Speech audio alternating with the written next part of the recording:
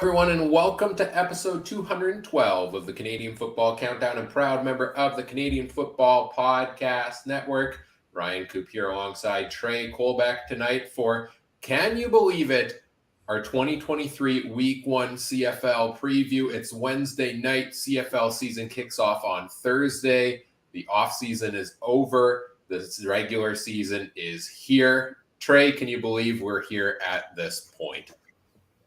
No, man, it's been so long, and I don't know. It's weird. I keep getting Facebook memories of last year and it being my first year on the show. So it's weird feeling. It feels like it's been summer for a long time though, with how this heat's been in Winnipeg. But it's good to get onto the football field, man. Yeah, I mean, it's been, 30 degrees-ish every day lately here in Winnipeg. I know we were both at the preseason game for the Bombers and Riders Friday night. Boy, was that a hot one out there in the stands for that one.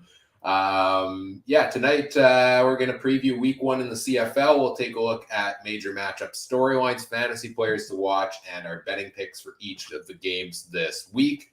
And we'll do that basically every week throughout the season. We're also live on a variety of different platforms over on our YouTube, Facebook, Twitter, and Twitch pages. Thanks to our presenting sponsor, Game Time TV. Learn more by visiting gametimetv.ca. And we'll also take your comments and questions in the live YouTube chat throughout the night as well. So make sure you send those in for anybody who's joining us live here tonight.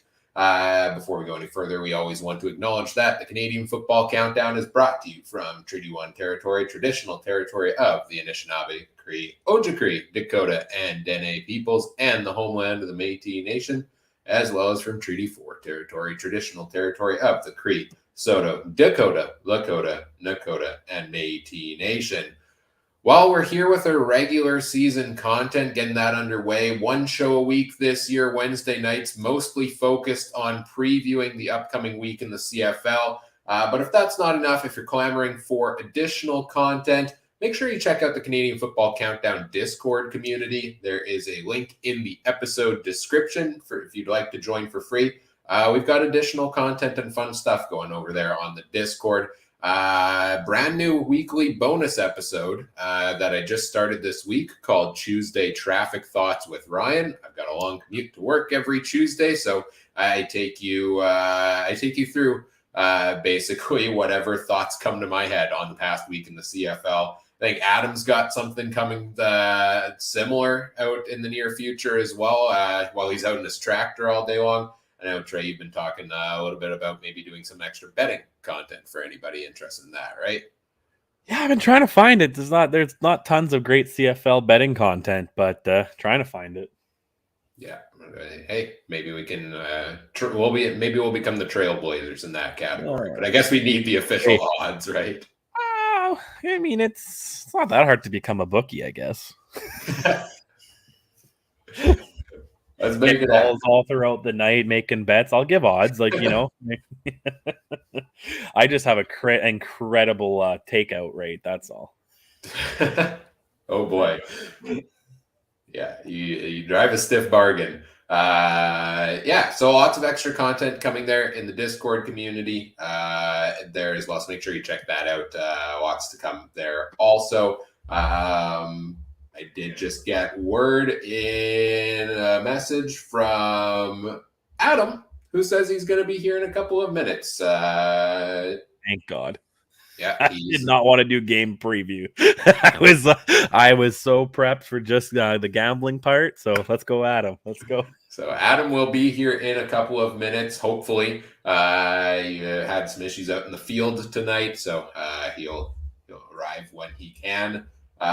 Before we get into the individual game previews, so I guess slight change in format from what we did for a preview show last season for returning viewers. Last year we did game storylines, then the full fantasy segment, then the full betting segment. It ended up being a lot of repetitiveness because we moved up from one game to another, then went back to the same game. So we're going to combine it all and focus one game at a time on storylines, fantasy, and betting before we move on.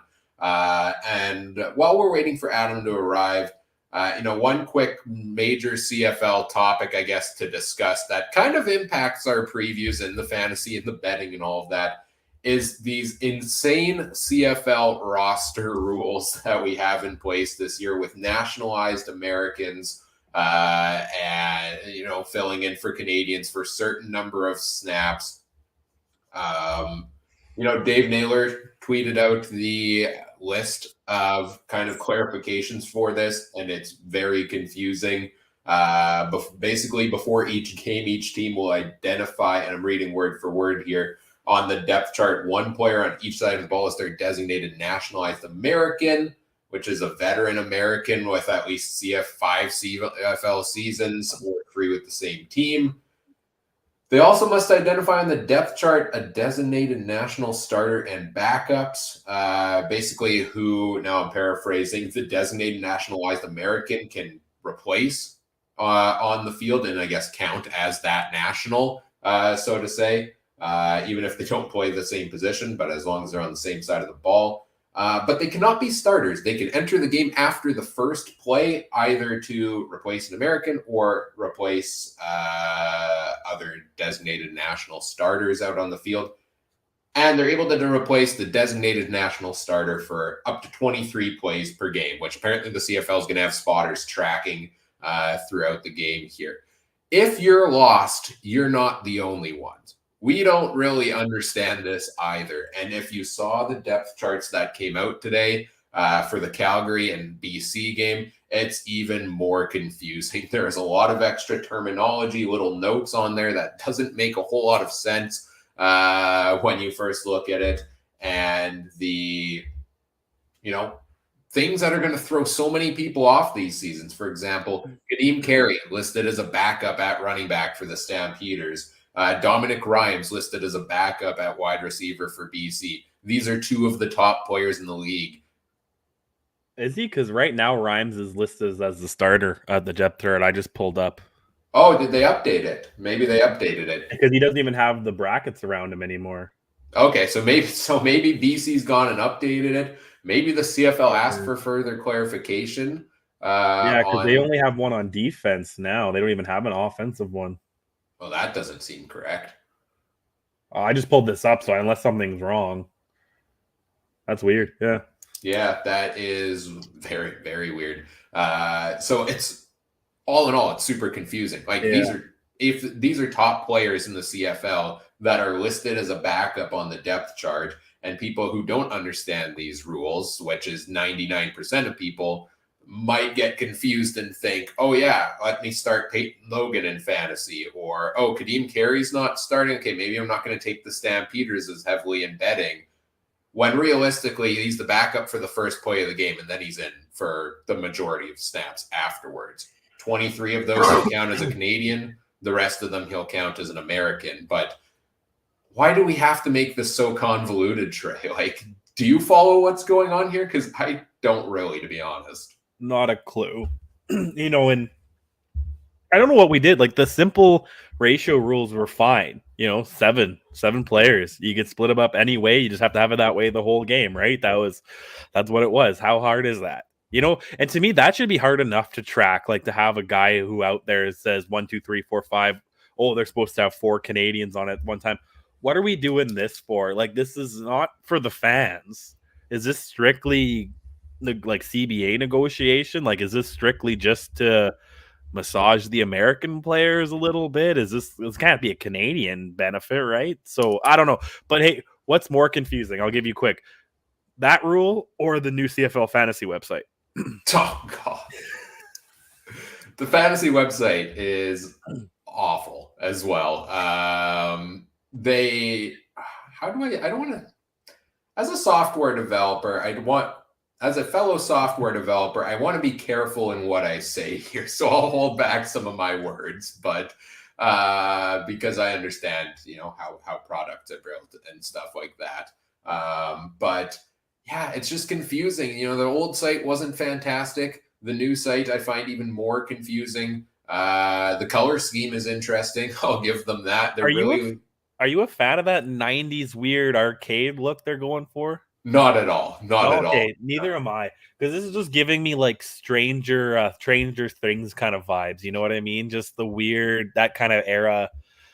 I don't know. This is weird. And for a league who wants to be going into the future. It just seems like every time they seem to do 2 steps, they go, forward, they'll go 10 steps back in some other way. It's just unreal. Hey, at least CBS Sports seems to be advertising it.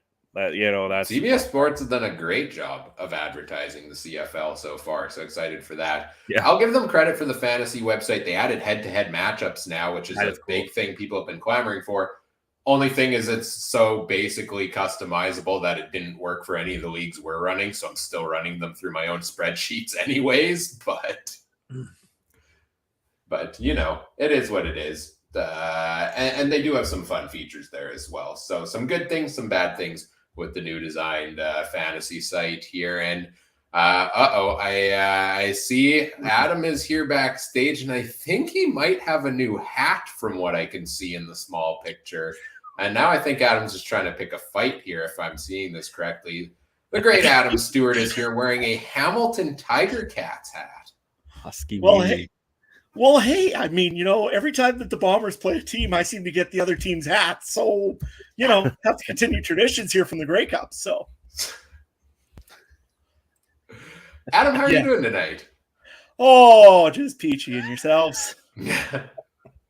Great. What's going on? Oh, no, just had some little bit of issues with the sprayer. Nothing too serious. I mean, no environmental hazard happened whatsoever, or way, shape, or form. And we're all good. We're ready to go and talk some CFL and have some fun. I was ready to try to record a bonus episode for everybody. And then all of a sudden there's a big whining sound. And whining sounds in farming don't go well. So I might have to re-record a little bit of the bonus episode of a thing that might be coming on our Discord channels pretty soon, but we'll talk about that maybe a little bit later on. Yeah, we did tease it a little bit off the top that you had some tractor thoughts coming, but hopefully we get those sorted out. And glad we don't have any environmental hazards, and glad we got you here tonight. Still, we were worried we were going to miss you here, Adam. So Trey and I have already talked a little bit about the convoluted CFL roster rules and trying to make sense of all of that. We talked a little bit about the convoluted CFL fantasy website. So let's get into something that's hopefully a little bit more straightforward here, which is our game previews. Start off with BC Lions at Calgary Stampeders Thursday night, June 8th, 9 p.m. Eastern time is when the game takes off and the CFL season officially kicks off. Adam, you're leading the storylines here. What you got for us on BC Calgary? Yeah, so the first one that I wanted to mention was the I'm just trying to get into it here for the BC Lions. There's 2 early storylines that are starting up here. One, well, obviously it's the first game of the season for the CFL, so that's huge. The big one, though, I think on the BC Lions is if you take a look at their depth chart here, they really have a lack or a lack thereof of running backs right now. Antonio, sorry, my brain is just lost right at the moment here. Antonio Williams, previously the Buffalo Bills, was expected to be the BC Lions starter. He will not be the BC Lions starter, at least for 6 weeks. He went on the 6-game injured list. Guess that injury that he received at halftime. Ryan? He's actually on the practice roster from what I saw. Really? Because I seen 6-game injured, but maybe I read that wrong. Let me just take a quick look. But it's nevertheless Antonio Williams will not start. I believe you're right. He is on the practice roster. I said that wrong because I was looking at it. I thought, geez, 6 weeks, man, that's terrible for him. But nevertheless, the BC Lions are going to be starting with the running back. If I can just grab his name to make sure I don't spell this one wrong. Taquan Mizzle, I believe is the guy's name, will be the starting running back for the BC Lions this week. And newly acquired Keenan LaFrance, who was not there for training camp. He was still with the Saskatchewan Roughriders until he was released in the last round of cuts, will be the backup for the BC Lions.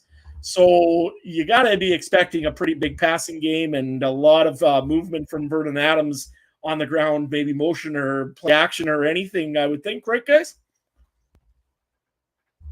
Yeah, that's what the most intriguing thing for me with that BC offense is what load the running back is going to get. Because James Butler's first season, he didn't get a whole lot last season. He got a lot more. Are they doing the same thing again this year? And do they lean on the pass with so many good guys? That's my big question on the Lions offense and on BC in general here is what's the running back going to do? I just want to see VA do something. You know what I mean? That's real quick. My one thought. I want to see VA take control of this team, and let's see, what he's going to do after Rourke leaves or has left.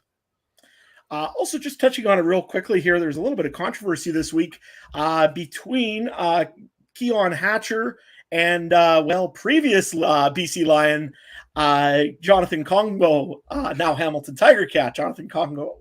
A little bit of a word of who is maybe not a professional. Guys, any thoughts on that before we go on to Calgary?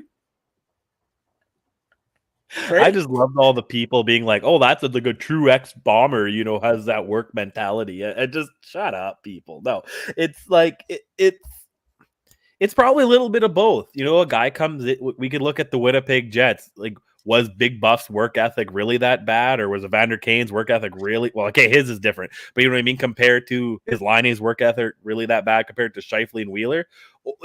They both are pros in this league, and they've both been around for things. So same thing in the CFL. Maybe his level of standard was a little bit higher than he thought coming in, and the other team has just been comfortable. And hey, you know what? I was shocked by that because the way everyone talked about Nathan Rourke, you never heard unprofessional, you never heard underprepared, you never heard anything like that. So my first thought was, is this the lack of his leadership that maybe caused to a lighter training camp? Who knows, Ryan? What do you think about your ex-Hall of Famers team here? Well, I'm concerned about BC because you had Dominic Rhymes supposedly request the trade in the offseason because he wasn't getting paid enough, and then they had to up his contract to keep him happy.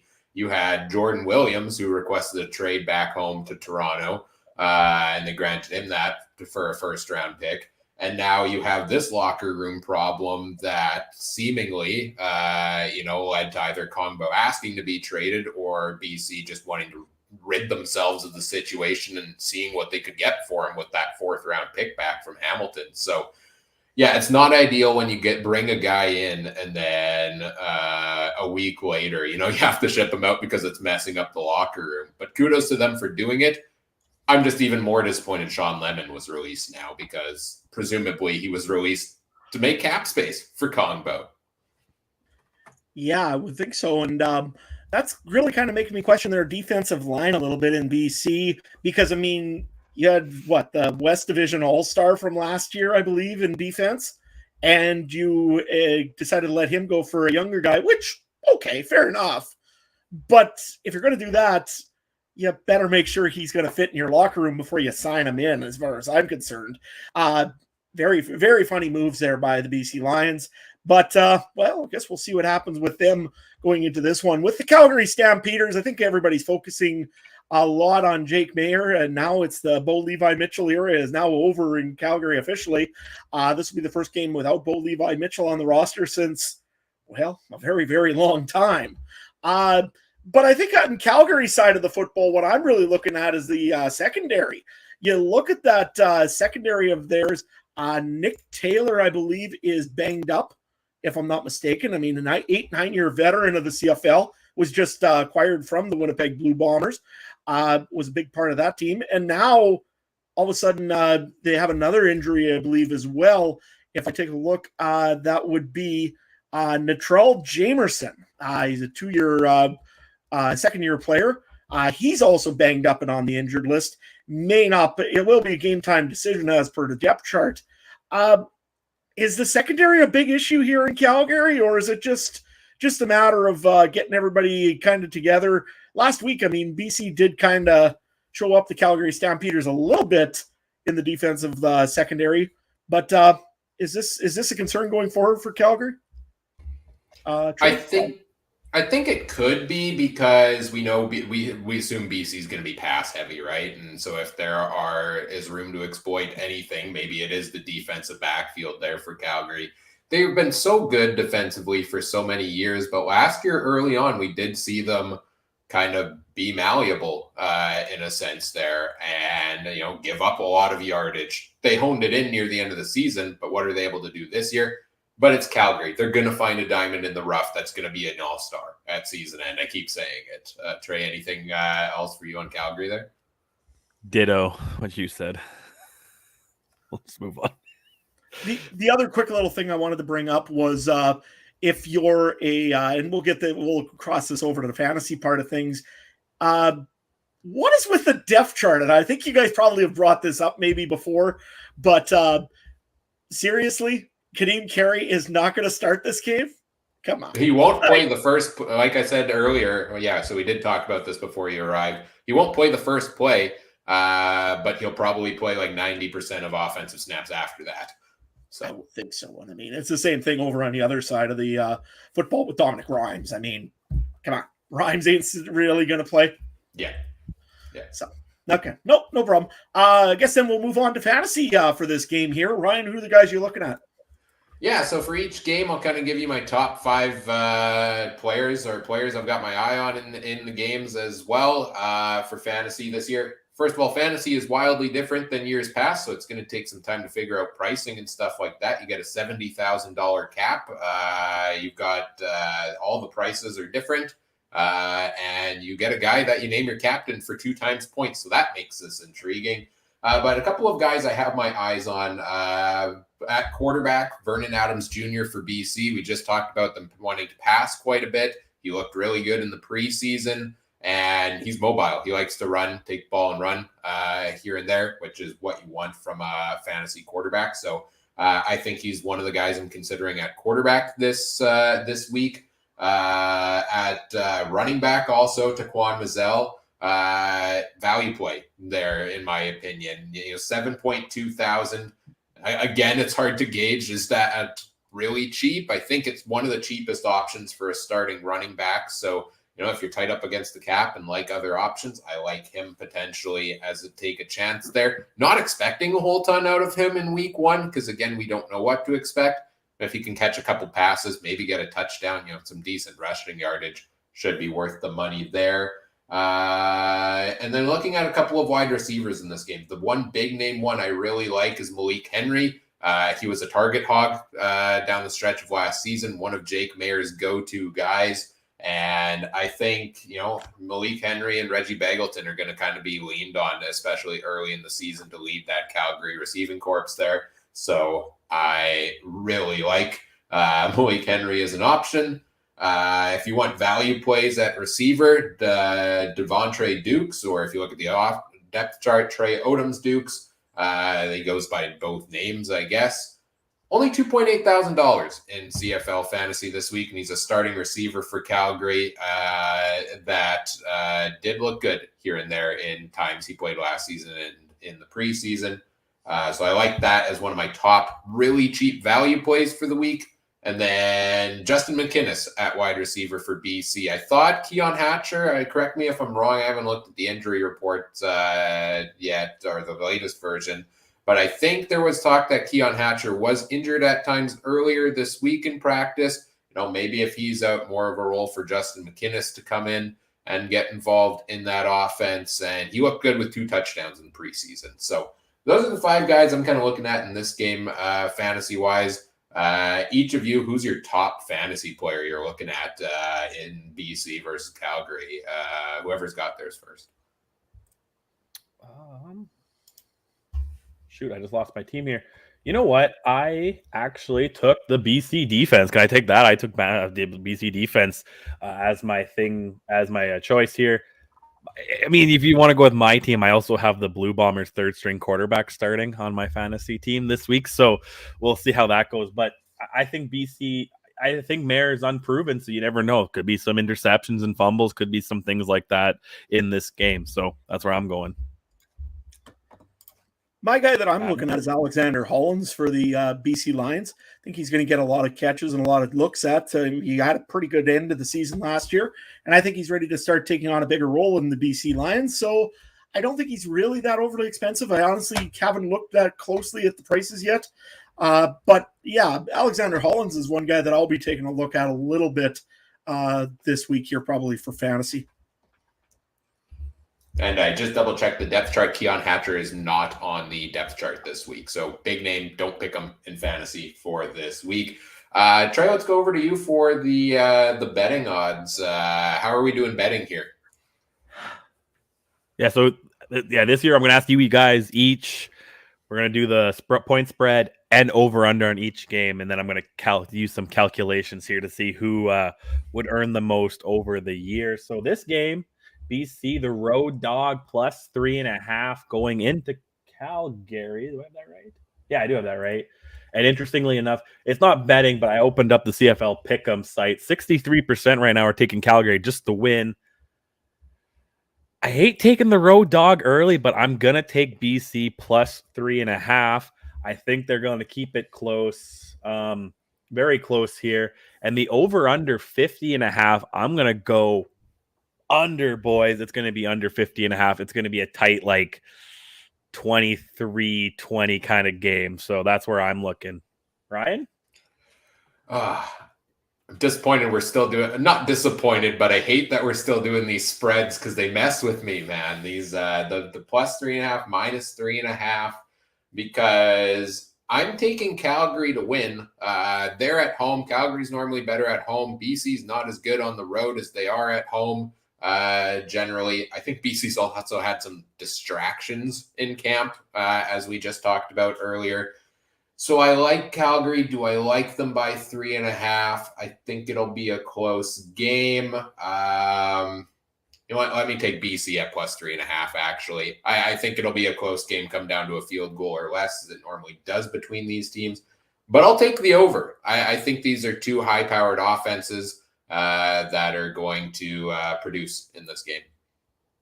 Nice, Adam. I think I agree with you about the over.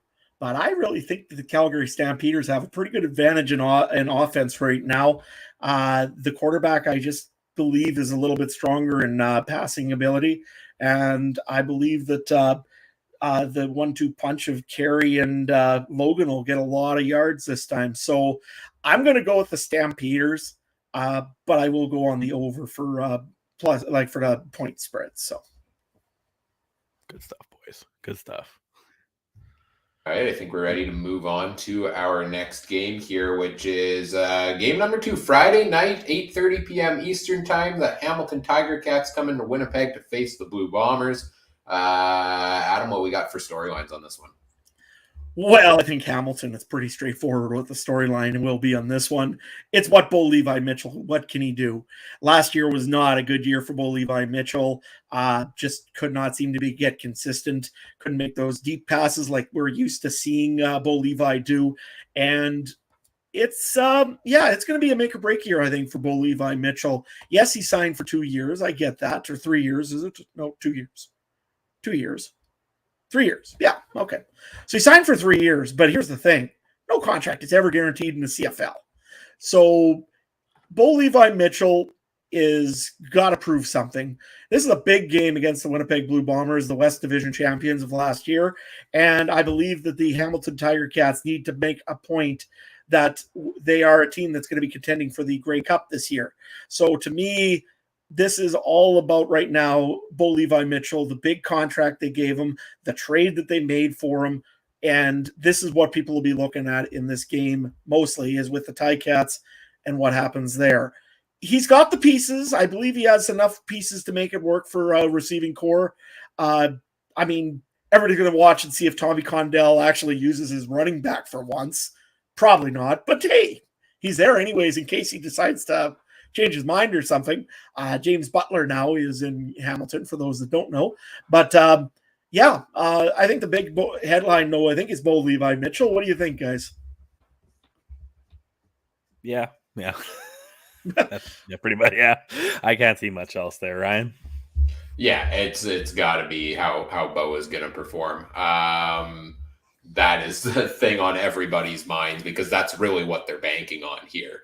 And I'll say in general, it's how are a lot of guys going to perform? How is Duke Williams going to perform? He had attitude problems over in Saskatchewan last year. Can he get that back on track and be a force for Hamilton?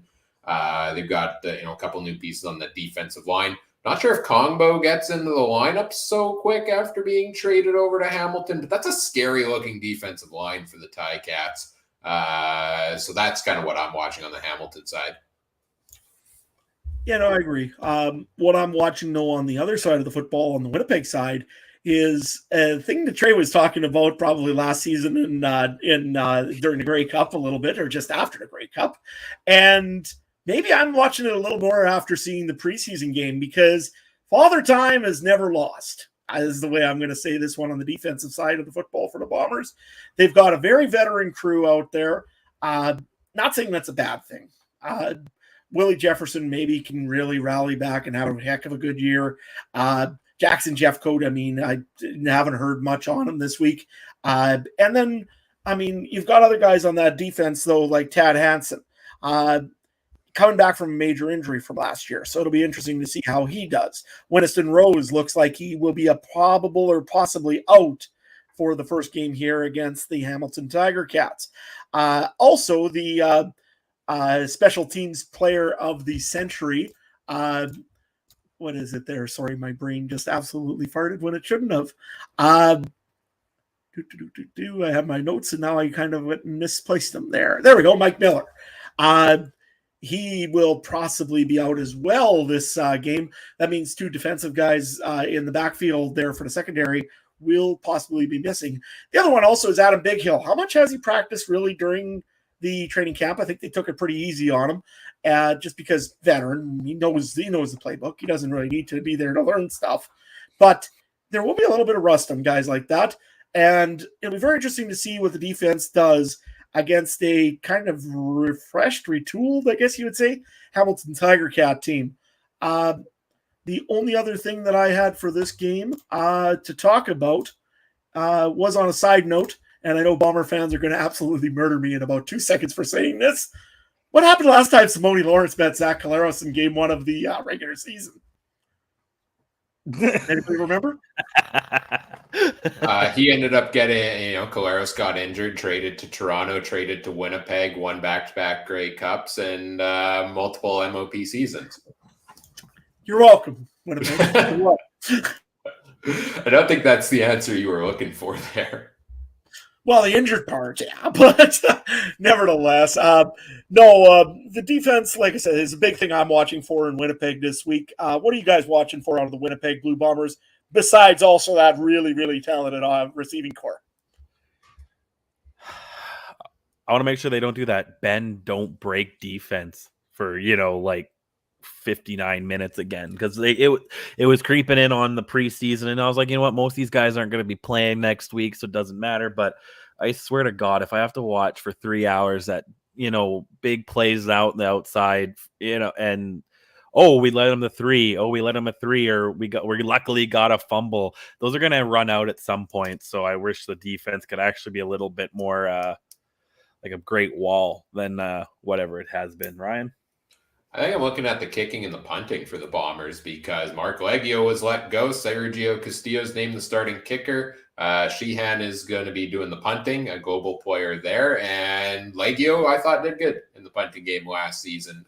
And so, let's see what they can bring in week 1, taking over both of his roles. Other than that, maybe Brady Oliveira, just because he started the season slow last year but finished strong. What version do we see to kick off the season here? If he can pick up where he left off, could be in for a pretty good year. Anything else on storylines? Are we ready to move into fantasy picks here, I think, for this game here?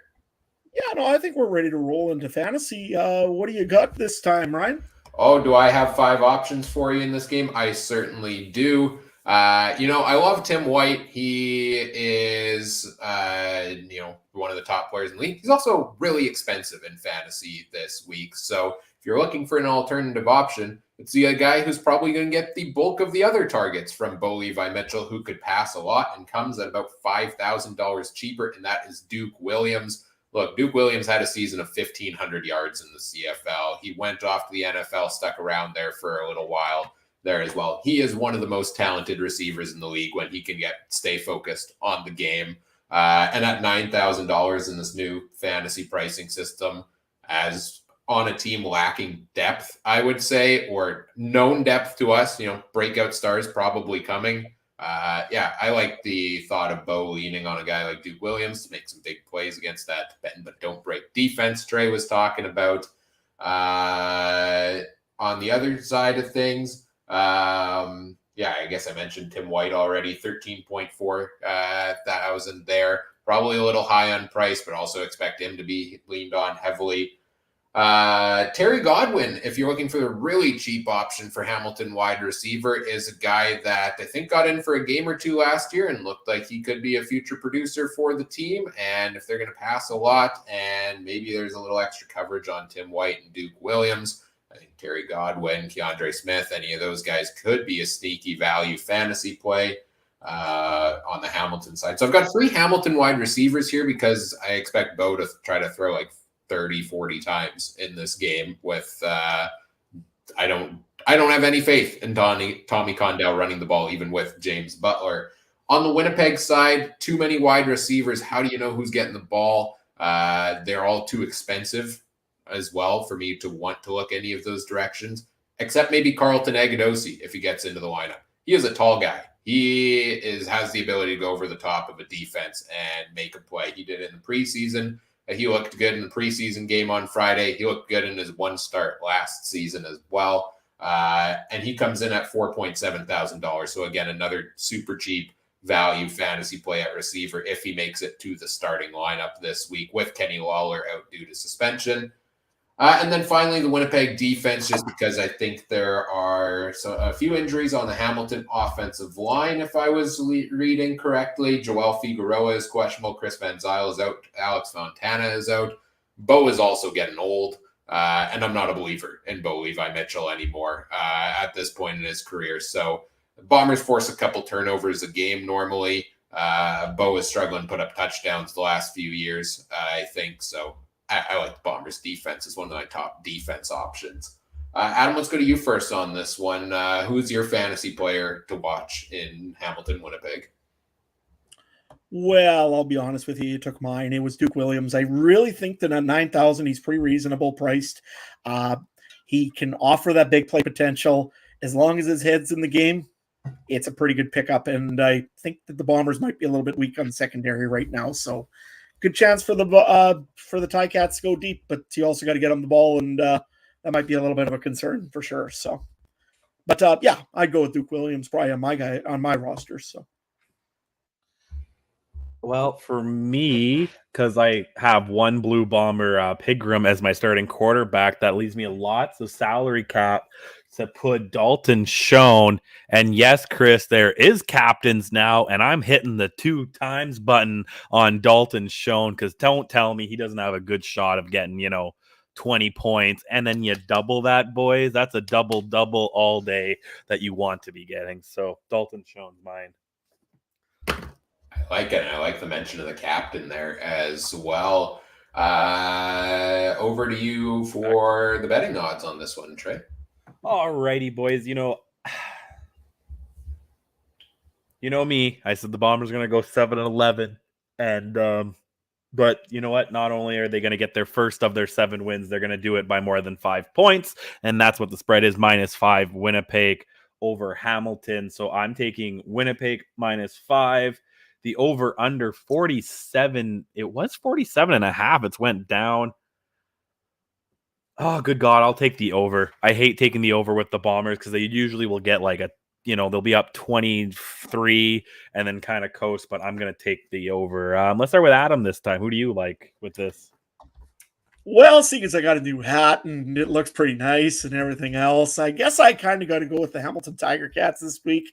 And I'm going to go with the Ticats for mainly the one reason of I really still question the Winnipeg defense. I know I shouldn't question their defensive line or their linebacking core, but I don't know. Something doesn't seem right for me. And I'm going to go and I smell something wrong. So I'm going to go with the under as well because Levi Mitchell, I don't think he'll have a great game, but he'll have a serviceable game.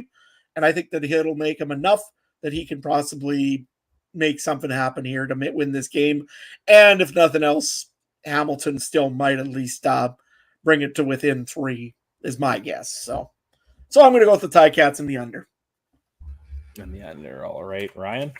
I'm going to go, I guess we're all going different variations here because I'm going to take the Bombers at -5 here. I really just think, the Bombers at home have been a dominant force the last 2 years. Hamilton coming in on the road. I think the Bombers are still the more complete, better team here. So I like their chances. And I'm going to take the under also, 47 points here. I see a score. I'm envisioning a score of something like a 27-15 Bombers win, which would be, if my math is correct, 42 points scored. I expect maybe a couple touchdowns from Hamilton. Winnipeg's usually good for 3 and a couple field goals.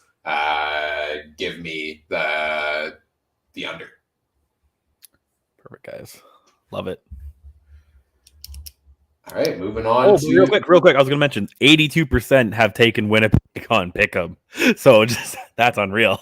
But I mean, that makes sense, but it's unreal. And the other 18% are a mix of Ticats and Riders fans. Pretty much. It's all of Adam's burner accounts that he's got on there.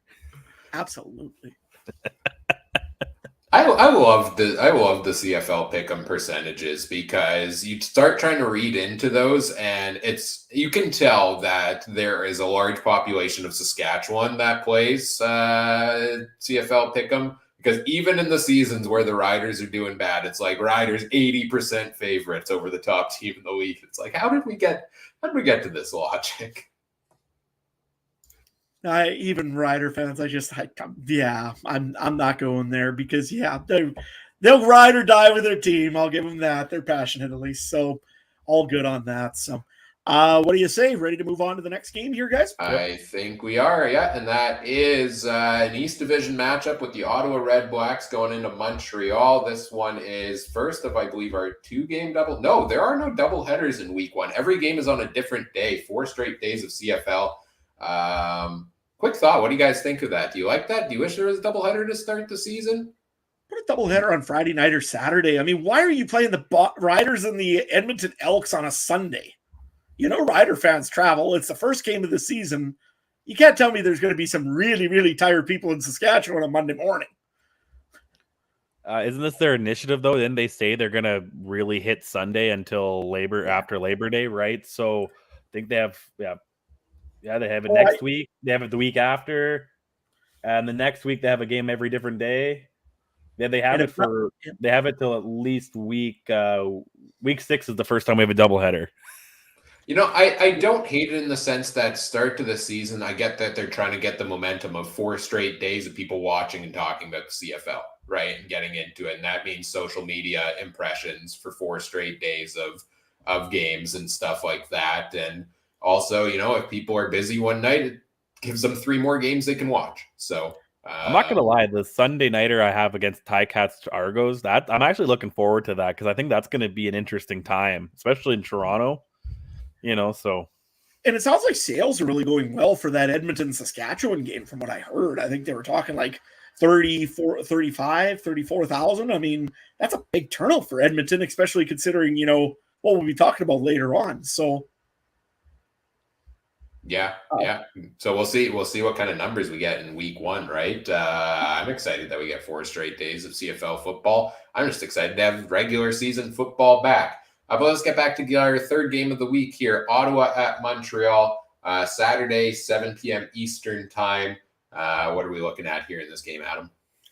Yeah, so the first things first, this is the injury bowl. I mean, the winner gets an extra Band-Aid because, man, is there a lot of injuries already for both of these teams, namely the Ottawa Red Blacks. I don't know if they decided padded practices were going to be every night, but boy, there's a lot of injuries on that team.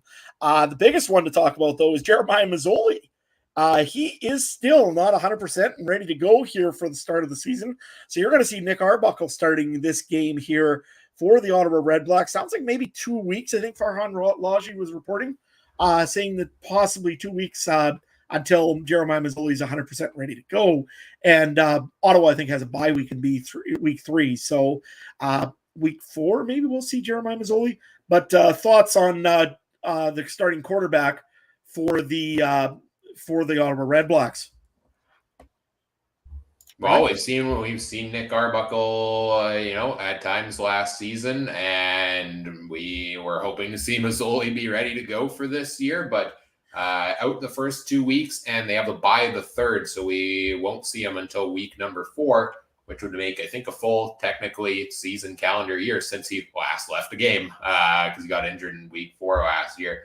Arbuckle had so much hype around the CFL, and everywhere he went, it seemed he couldn't just land that starting job. I don't have a ton of faith in him at this point to, lead fantastic performances here in these first 2 games, personally. But think maybe he, with some other guys out there on the team, there's the chance he could do enough, I think, to, if he can play a good game manager game, it wouldn't hurt their chances. Yeah, Trey?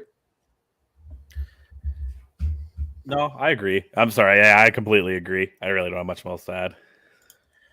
Yeah, as I was saying, the injury part of things for Ottawa, I mean, it's just insane that there's so many injuries to start the season.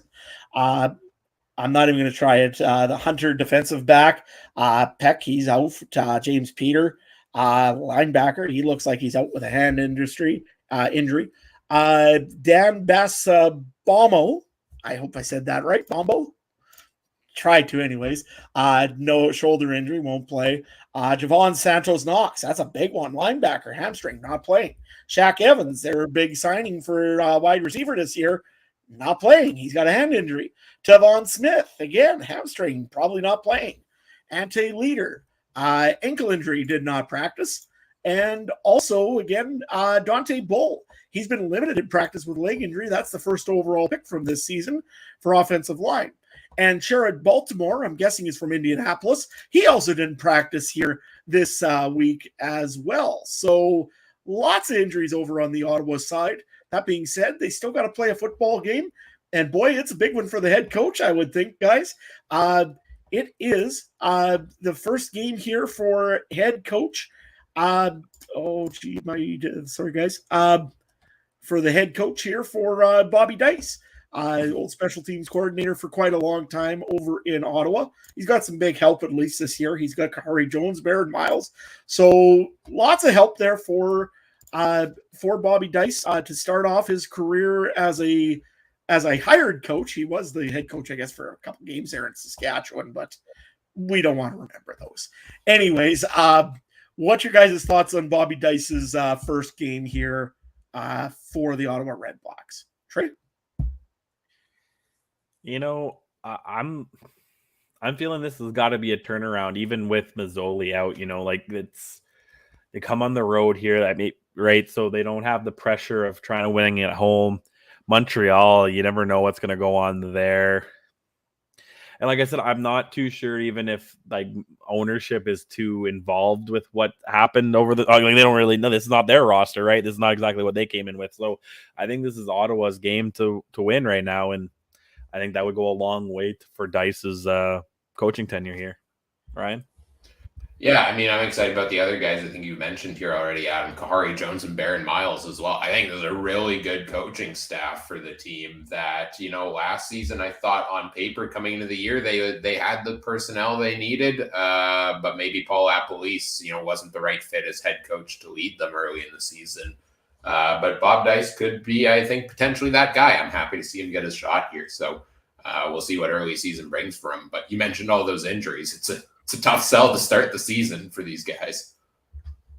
And as I called this the injury bowl, we move over to the Montreal Alouettes side, where Greg Ellingson, their main signing for wide receiver, is, well, guess what? He's injured as well with, I think it's a knee injury, if I'm not mistaken. So he will be out this week, which leaves the new quarterback in Montreal, Cody Fajardo, with a little bit less limited options there. Is there somebody that you guys can see in the backfield that could fill in for Greg Ellingson right away, Ryan? I will defer to the fantasy picks shortly for lack of repeating myself, because I think there are some intriguing fantasy options in that Montreal wide receiver core. Because it's not only Greg Ellingson that's out, right? It's Reggie White Jr. is expected to step into the number 2 role. He's on the 6th game to start the season. It is Tyson Philpott, probably expected to be a big piece. He's also did not practice this week. So there's going to be some young pieces in that Montreal receiving core this week. Absolutely. It's going to be a very, very interesting way of getting that done. I would imagine Chandler Worthy will have a very big piece to fill in that roster as one of them. But yeah, we'll get into the fantasy part right away here. Trey, anything you want to say else on Greg Ellickson?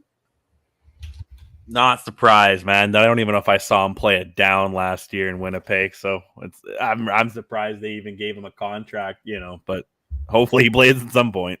I mean, he had 5 straight 1,000-yard seasons. No, that's true. That's true. But I think he's hit that next stage of his career where, I don't know, I'm not expecting him to be on the field that much. Well, that being said, I think one of the main stories in this one, too, will be the beginning of, well, you want to call it the revenge tour or the comeback tour for Cody Fajardo. I mean, a lot of people have looked into this one and said he's got a new offensive line. He's got a new coach. Oh, wait, no, he doesn't have a new coach. But he definitely been very quiet in the media, which I think is probably one thing that he maybe learned about, that you don't really talk lots in the media. I know in Saskatchewan, he was all over talking about everything going wrong everywhere, and it wasn't him, but it was everything else. So, hey, we'll see what Cody Fajardo can do. He doesn't have much to work with, though, on the receiving core. Has a great running back core, though, that can help him out quite a bit.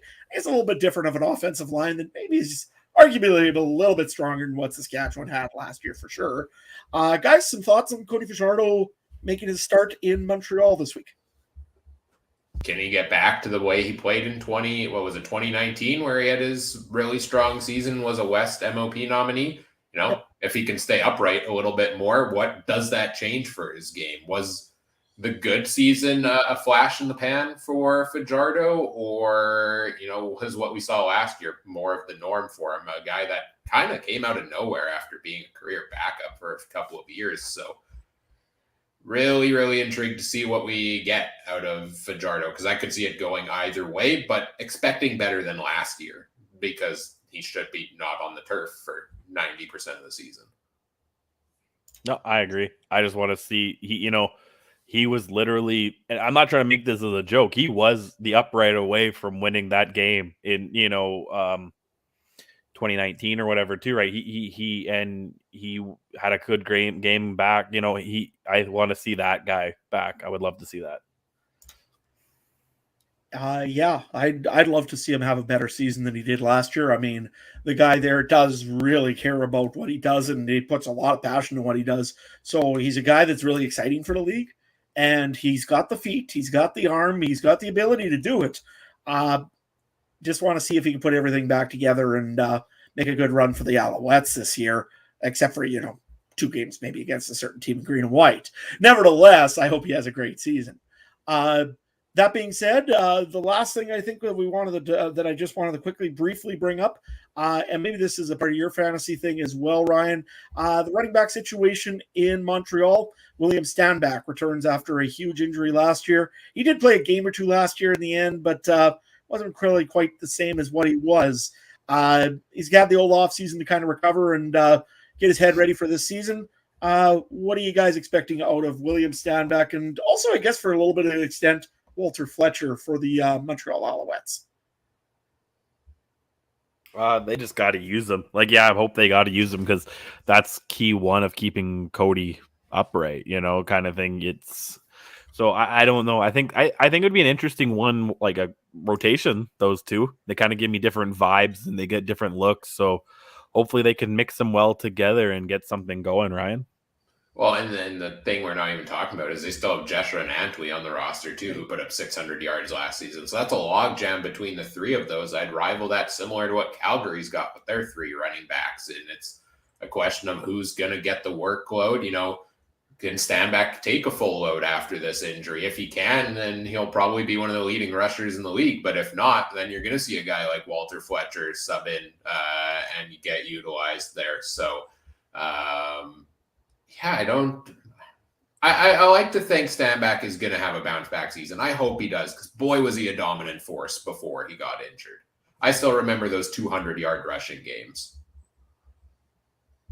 Absolutely. The big thing I've got more of a question on the running back side of things, does Jason Moss actually use his running backs properly? That too, yeah.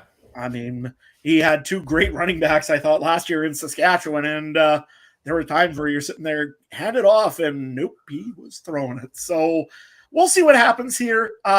Trey, I do have to ask a question on the over-under while Ryan's running through fantasy. Can you tell me how many Gatorade jugs, what's the over-under on a Gatorade jug getting it in Montreal this week? Pretty high. I don't know. Are we setting the bar 2 Gatorade jugs getting totaled off? Or How many do you have per sideline? Well, they're both on the same sideline in Montreal, aren't they? Oh, I don't know. True, all the east that are one side. I forgot. Yeah, so nevertheless, I think we better get through some fantasy here. What do you think, Ryan? Yeah, sure. We were just talking about the running backs. I don't love any of them from this game this week because I don't know particularly who's going to be the lead back for the Red Blacks. I also, like I said, all of these issues we talked about with Montreal being a log jam and how much are they going to use the running game there. So I don't like any of those options. Either of the quarterbacks are intriguing to me if Fajardo can bounce back. Ottawa's got a lot of injuries on defense, but also Montreal's got a lot of injuries at wide receiver. So I'm a bit hesitant to spend up that much on Fajardo this week, but maybe more going forward. I don't have high expectations for a big total from Nick Arbuckle, but he's about half the price of a lot of the other quarterbacks. He's $6,000. So if you're really looking for a cap crunch, quarterback's a position that's been a disappointment in fantasy, I think, the last couple of seasons, where you expect it to be the focal point of the roster. It can kind of sometimes be an afterthought where they don't perform all that differently from one another. So could be worth spending a little bit there to spend up more elsewhere. I talked a little bit, teased that I've got a couple Montreal wide receivers in mind, and these are guys that I expect to step up and have good seasons this year. The first one is Keon Julian Grant, a guy that actually I just picked up off the waiver wire in our fantasy league this week because he is, in my mind, one of the top 5 Canadian receivers in the CFL. And I think he's going to have a fantastic season. He put up 500 yards last year, 3 touchdowns, could have a breakout season this year and more of a role. And he comes in at only $7.8 thousand in fantasy this week with, again, no Ellingson, no Reggie White, potentially no Philpott. He should be one of the go-to guys in this offense. And so too should wide receiver Cole Speaker at $7.1 thousand, who looked good in training camps and looked good in preseason games last year. I was anticipating and hoping to see him get more of a role this season, and I think it looks like at least early on he will. So those are 2, decent prices for wide receivers in Montreal that could get some targets their way. I like the Alouettes defense as well at $9.9 thousand. It's a little high in the price, but with Arbuckle starting, with a couple of injuries at wide receiver, Ottawa, they made some moves this offseason, but if most of the moves you make are guys on the injured list, do we expect them to be all that improved in week number 1? But the one guy in this game that I think is my go-to start of the week, and honestly a guy I'm looking to potentially give my captain 2-time point total to, is Justin Hardy of the Ottawa Red Blacks.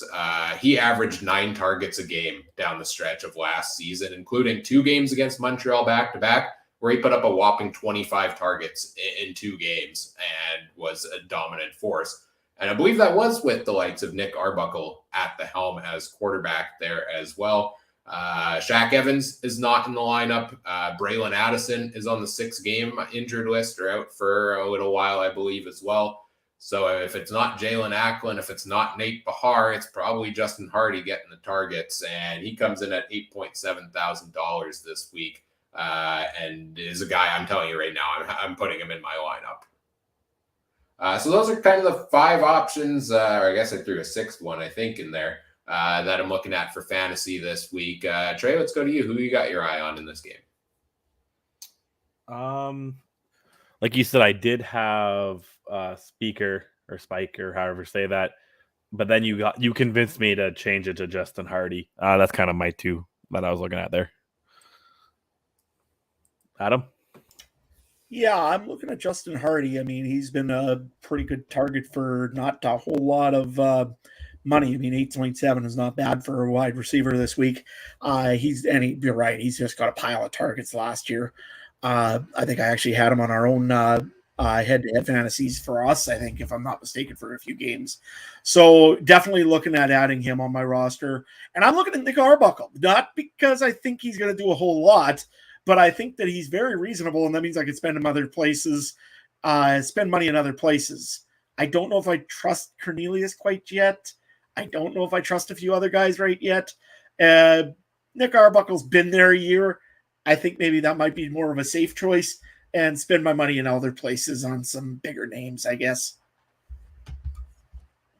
Right on. All right, let's take a look at the betting picks for this game as well. All righty. Yeah, Montreal opens up. Well, they didn't open up. I think some of these odds have actually changed a fair bit, but Montreal now at -2.5. This one is going to be close. I think it's going to be tight, but I'm going to go with the 59% of people on CFL Pick'em that says the Ottawa Red Blacks are going to win this game. So I'm going to take the Ottawa Red Blacks at +2.5. Not like I would take them to win, but they just got to lose by 2 or less.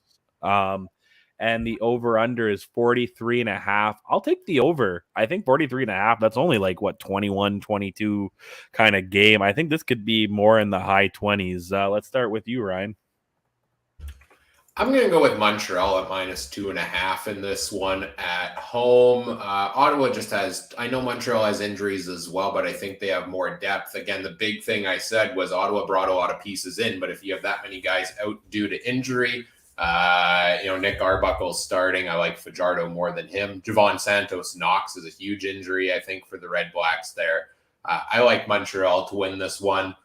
But I am taking the under 43.5 here. Wasn't it the preseason? I was trying to look back at this. Wasn't it a preseason game recently? Montreal, Ottawa. I guess that preseason total was direct just at the under. It was 43 points, but it was a lot of field goals back and forth. And I know it's preseason, but these are two offenses that are so banged up. You've got backups playing in there. They don't excite me a whole ton. I could see it being a low-scoring game with the kickers being busy. All right, Adam. Yeah, I'm thinking I'm going to go lean with Ryan on this one here, and that's usually a bad thing because when me and Ryan get together on picks, usually it ends up with Trey winning. Anyways, I'm going to go with the the Montreal Alouettes on this one here. There's a lot of injuries, as I said before, with Ottawa. Shaq Evans, I mean, they were expecting, I'm sure, him to be taking a big load off of guys like Justin Hardy and everything, and he's not going to be there. Santos Knox isn't there. The defense will definitely have a hole in it because of that. Means that Cody Fajardo won't have any more pressure on him. He won't have those linebackers stepping up, and that means Fajardo has more time. Well, Fajardo with more time with a different offensive line, and also I think with a little bit of a chip on his shoulder, as he said one time before. I like Cody Fajardo in this one. I'm a little bit leery about Greg Ellingson not being there, but I don't think it's enough to scare me off. I'll take the Montreal Alouettes. As for the over-under, I think I'm going to go with the under on this one as well, just because I don't see a lot of points being scored in this game. I think there's going to be a lot of mental mistakes. There's going to be a lot of fumbles. Maybe not fumbles, but maybe a few interceptions. So I don't see a lot of points being scored, maybe just off of turnovers that way. And usually that means less points. So I'm going to go with the under. All right, guys. Let's move on to our final game of the week. The Saskatchewan Roughriders going into Edmonton to face the Elks Sunday, June 11th, 7 p.m. Eastern time, the game to round out this week. What do we got here?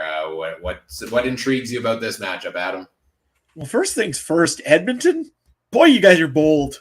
Guaranteed win night on the first game of the season against the Roughriders, which, okay, fair enough, they're rival. But, boy, you guys know you haven't won for 3 years in a row, right, at home? Somebody tell that to Victor. I mean, just seems like a little bit bold of a thing to do, but, hey, good on him. The thing I'm looking probably forward to over on the Edmonton side, I want to see how consistent the Edmonton Elks are going to be. And I'm sorry, guys, I didn't write this one down for you. the Edmonton Elks never really proved that consistency, that they're going to keep guys in there and keep going with the same players they've got. They've started to develop a few good players on offense. Kevin Brown, I'm really intrigued to see what they do with him and how they use him. It looks like a dynamic running back. I think he's going to be probably one of the guys we look at this year and say, oh boy, there's a star out of Edmonton. The other one also is Dylan Mitchell. He's been really highly touted for a little bit here now. That being said, I think those two guys are kind of locks, but I'm still looking at Taylor Cornelius and saying, is he going to really step up his game and be consistent? Or is this going to be the year where he kind of trails off once more and kind of throws some errant balls and does a few weird things? It's going to be interesting to see what happens with Taylor Cornelius in the backfield. I hate always picking on the quarterback because that's kind of a cliche thing to do. That, the storyline's about the quarterback. But in this case, it really is. I mean, Cornelius needs to have a good year. He's just got paid a good contract. He's got some guaranteed money, one of the first guys in the CFL to get some of that. So very interested to see what happens. And also has a coach that really has a short trigger finger when it comes to making a move when he has to. So, guys, just a few thoughts on Taylor Cornelius and what he means to the Edmonton Elks this season. Ryan, as he's on your roster, I guess, for our CFL stuff, I guess you go first. Yeah, I mean, he's my top fantasy quarterback for the season. I expect him to finish the highest in fantasy totals for quarterbacks. But in terms of, actual play out on the field, Cornelius needs to get his completion percentage up. He's averaged 57% completion rate the last two seasons. And that's got to get up if the team is going to be successful. They gave him all the tools he needs to succeed this year. A solid running back in Kevin Brown, a massive list, an arsenal and an arsenal, as I like to say, of wide receivers with all the guys they brought in there. So you know what, they gave him the reins of that offense last season. I know it was up in the air coming into training camp. He had an okay season. Now it's up to him to show, that he can hone it in his passing game. His running game, his rushing ability is great and opens things up for them. But he's got to get that completion percentage down. And if he can do that, he could be in for a really good year for the Elks offense. Trey, what do you got about Taylor? I agree, and I felt like every time I watched him play, he got those sneaky first downs kind of thing. Like he's a big dude. He'd fall over, and that's pretty much the 10 yards right there, right? So he would just get out in he would always have some free space. He's got long legs. It looked like he took 2 or 3 long steps, and that's a first down too, or closer to, right? So I think he needs to. But then he would go and throw an interception the next play, So I think he just needs to, make sure he keeps a hold of the ball, either not fumbling or throwing interceptions. Yeah, I think that if he can prove that he can just control the game, manage the game a little bit, I know that's a real Matt Nichols thing to do, but nevertheless, he looks like a guy that can really develop in the league, and hopefully Chris Jones just gives him the chance to actually get developing. I know he's got Trey Ford, and that he drafted him high. I mean, he drafted him in the first round. So I hope that Chris Jones doesn't jump the trigger too quickly, but we'll see what happens in Edmonton. The other thing also on the Edmonton side of the football, I think the defensive line should be watched a little bit there. I know I've had a few guys there on the Edmonton D that I've been watching a little bit closer here as they've developed. I'm really interested to see how much pressure they can get on the Saskatchewan offensive line. That's pretty much brand new for this season. So, guys, just a quick little thought on some of the defensive line things that you're seeing out of the Edmonton Elks. Trey? I think that, the defense is the big part here in their defensive line.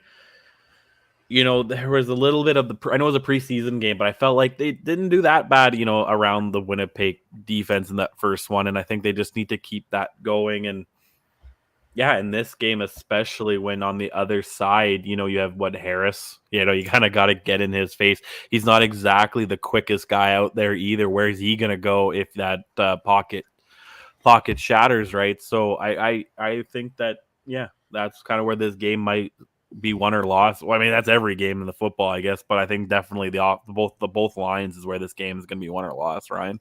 Oh, I echo a lot of what Trey just said there, and the big piece they brought in, I believe, was AC Leonard on the defensive line, a former Rider. So that's an intriguing matchup to watch there.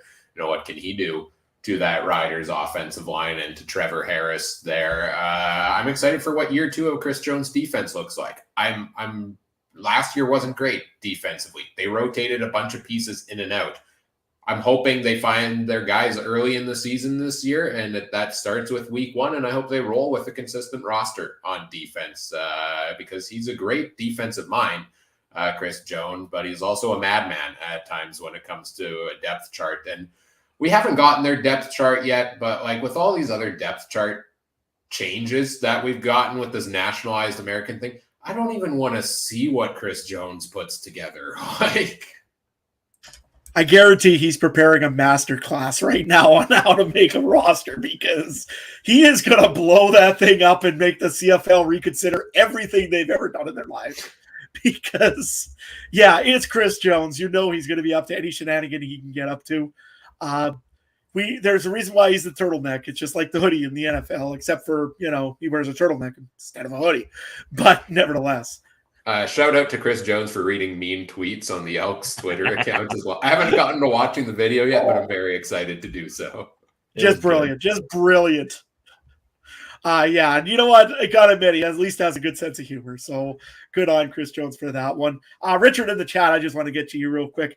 I'm not sweating. I've got hydraulic oil all over my face, and I just haven't cleaned it off yet. So that's why I'm looking a little shiny today. So nevertheless.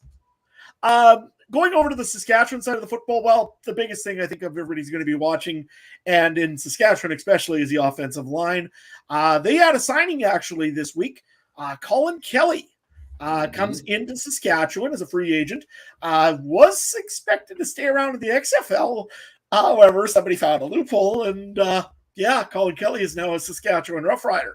So big signing for the Riders there. That's a national for them. So they got a little bit extra help and depth. I don't think maybe you'll see them this week. It's hard to say depending on how injuries look.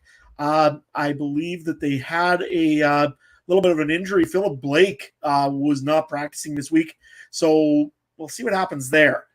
What are you guys thinking on this offensive line? I mean, it can't be as bad as last year, could it? Trey? Worse. I was kidding. I don't know. We'll see.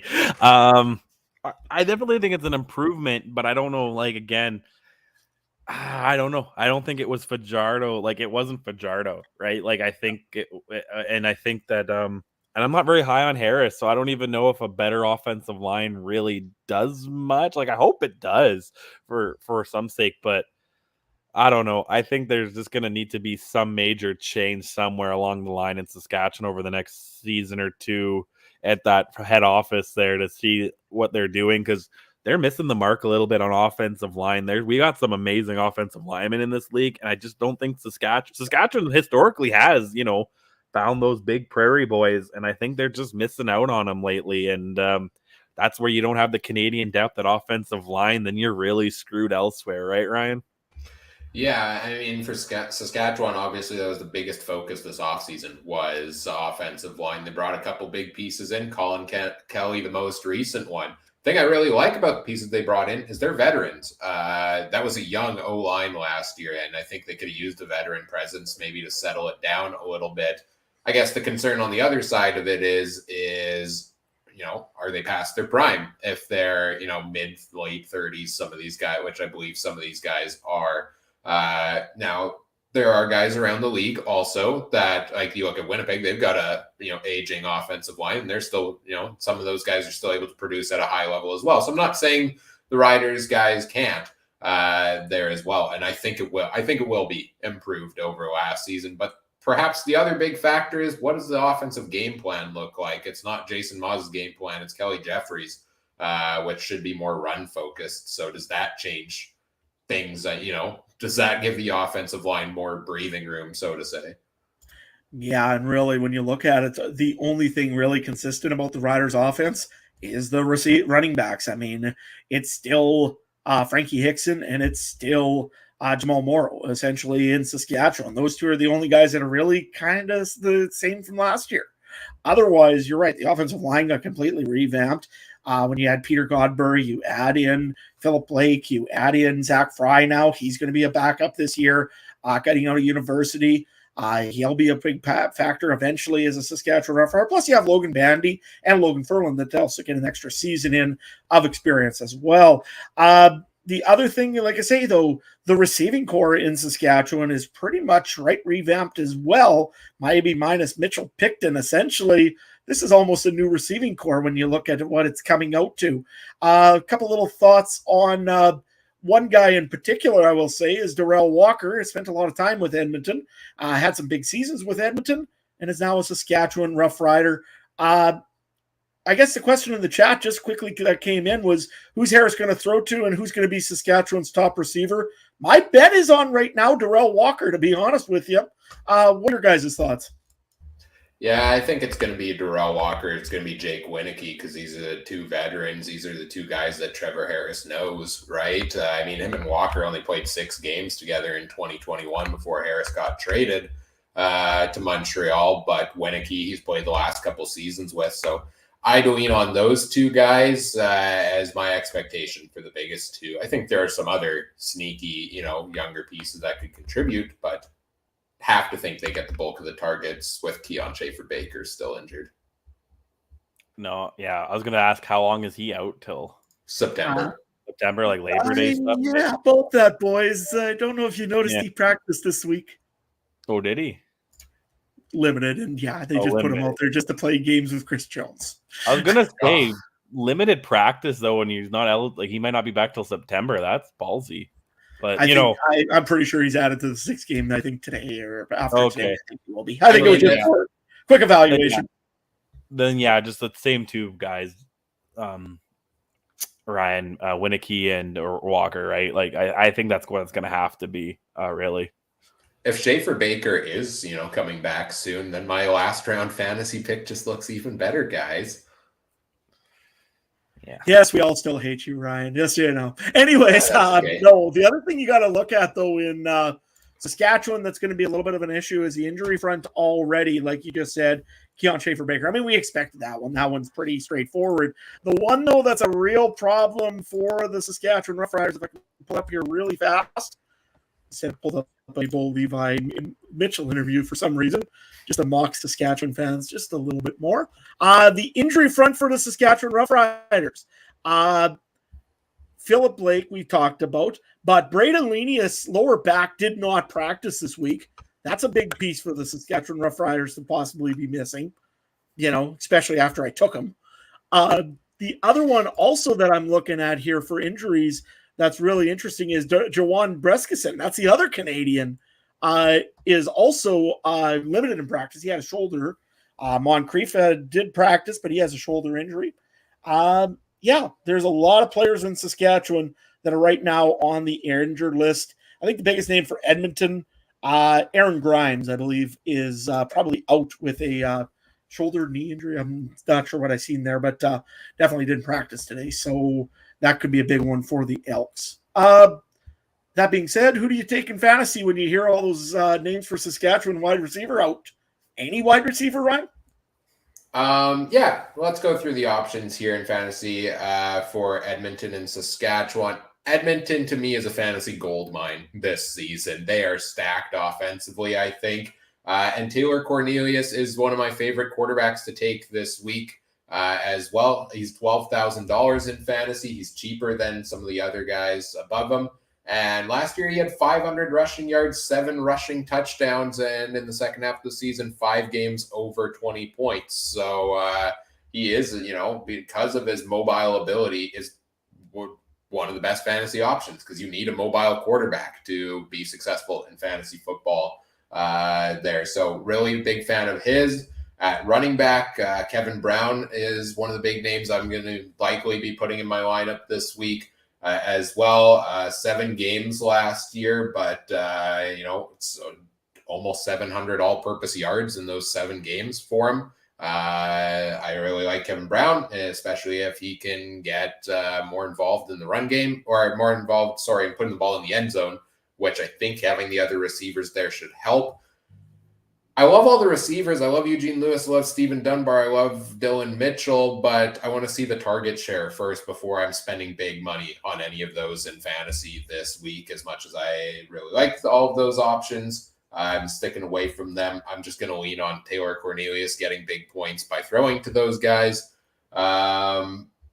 But on the other side of the ball, on the other side of the field at wide receiver, we talked about the guy I really liked. My go-to wide receiver pick from this game potentially would be Darrell Walker at $10.6 thousand. He plays his best when he gets a lot of targets thrown his way. Hasn't caught a high percentage of those the last couple of seasons, but we're talking about a guy who used to be one of the best receivers in the league.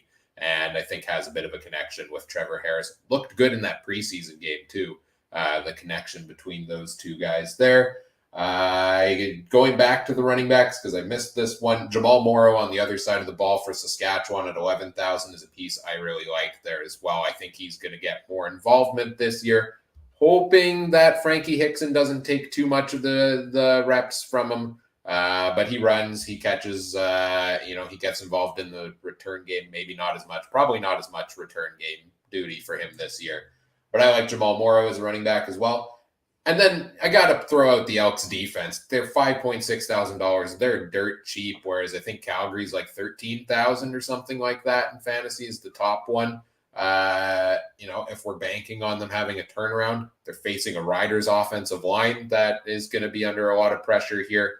Yeah, I would take a chance on the Elks defense if I don't think there's a better option out there this week. So those are the guys I'm looking at on for fantasy here. Adam, what do you got for this one?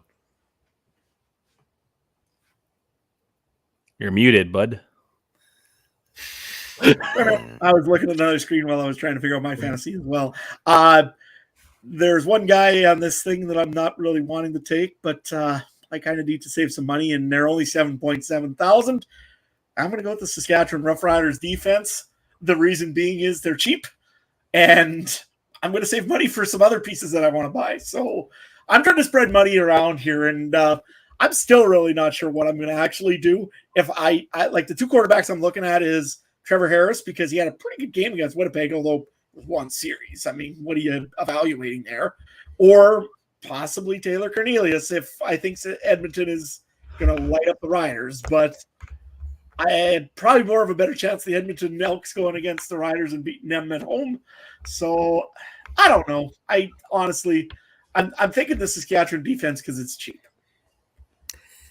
Not for any other reason. It's cheap. I don't know. The first thing sorry, go ahead, Trey. I was gonna say it's cheap, and after a few beers, it's gonna look amazing, right? Exactly.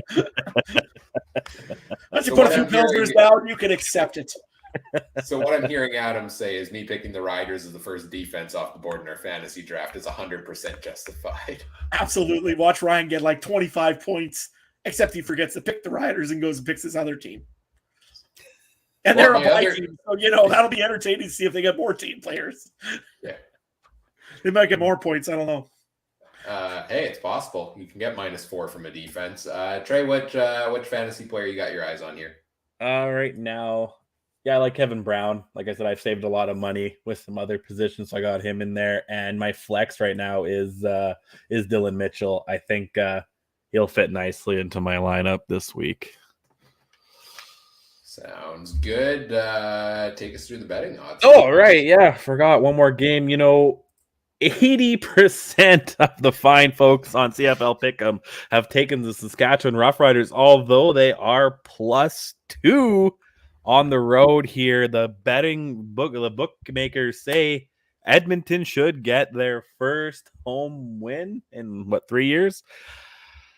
Boys, I'm going to do it. I'm going to take the pesky Elks and say that they're going to do it -2. The over-under is 45.5. Very interesting one here. I'm going to take the under in this one. It's going to be a tight, low-scoring game. So, yeah, Edmonton -2 with the under. Ryan, what do you got in this one, man? I'm going with you as well. I think the Elks finally win that home game. I think they win a lot of home games this year, actually. And I think it starts this week, and their whole promotion thing is irrelevant, I guess, beyond week one. But it's fun. I like it. No, I think Edmonton, I'm high on them this year. I'm high on their offense and expecting a Chris Jones bounce back on defense. And no, the Riders, I'm not as high on this year, just on the changes on the offensive side of the ball there. So give me the Elks to win this one. And I'll take the over actually on this. I think this could be a higher scoring game, especially if that Elks defense doesn't close things up this year, if the Riders defense, doesn't perform as well, like they struggled at times last season. I think the defensive backfield could be exploited there a little bit by all these receivers in Edmonton. I could see this being a higher scoring game that Edmonton pulls out here. Adam? Muted. All right, well, maybe I'll stop muting myself. I wish I could stay muted on this one because really I don't like the outcome of what's going to probably happen in this one. Yeah, I got the Elks and I got the Elks big. More than 2 for sure. Unfortunately, you know what? It takes time to gel in an offensive line, and the Riders are pretty much building an entire new one, and also a new receiving core, and also a new quarterback, and also a new offensive coordinator. So I think the defense will be okay, but the problem is they're going to be on the field for a very, very long time this week, and that's not a good sign, especially when you got a guy like Kevin Brown that could just sit there and pound the ball and pound the ball and pound the ball. I expect a couple of picks or a couple strips from Serezna for the Elks. And yeah, I'm going to predict the Elks to win this one pretty handedly, and probably also on the over because I think the Elks might get 30 or more. Oh, sounds good, boys. And again, on our Discord, if you want to check it out, I will put all our projected win totals and our total and explain it a little bit better in detail. But I think I said I'll do hypothetical $5 for each game spread for the 4 games, and then I'll parlay. We'll do a $5 parlay on those, and then we'll have $5 on each over under, and then a parlay of those. So it'd be a hypothetical $50 most weeks that are 4 games, and we'll see who can win the most by the end of the year. I think it'll be fun. So yeah, check our Discord. Adam, you didn't even take the hook off your hat, man. Is it not new? He's got the hook. She's still fancy, boys. She's still fancy. He's got to return it. He's got to return it back to the store at the end of the night. Absolutely. It was just to annoy the Winnipeg fans. Awesome, man. I might not be able to cheer. Also, I may need a ride out of Saskatchewan pretty soon because I can smell torches and pitchforks coming my way. Run, Adam, run. I'm looking at our picks on these games, and it concerns me. This is our first time doing over-under, and I went opposite of Trey on every game in terms of over-under. So we'll see how that works out for me. It's such a tough one because that's such a tough thing to nail down. I feel like that's even more difficult than the spread. It is. That's why we threw it in there. All right, fair enough. We got our feet wet last year, and it was more sadistic than doing just straight game picks, right? Like it. So yeah, for sure. So all 3 of us are in the CFL's podcast network fantasy league, right, guys? Yes, yep, that is something we are playing again this season as well. I like to run that every year. A charity league. Everybody puts $20 in. I think there were 16 of us this year. So quick math, $320 going to the winner's charity of choice at the end of the season. So we go head to head with somebody else from around the, all the different CFL podcasts out there every week. Matchups for week number 1. Let's see. Trey, you've got the guys from the X's and Argos podcast. Adam, you've got Ryan from the Go Stamps Go show. He'll be fielding a full Stampeders lineup. Will you counter with a full BC lineup to make things interesting? You know how tempting that would be, actually. Or go with a full Saskatchewan. Nah, I can't even say it with a straight face. You also could go with a full Stamps lineup of your own and secure a tie and just mess up my whole standings tracking. So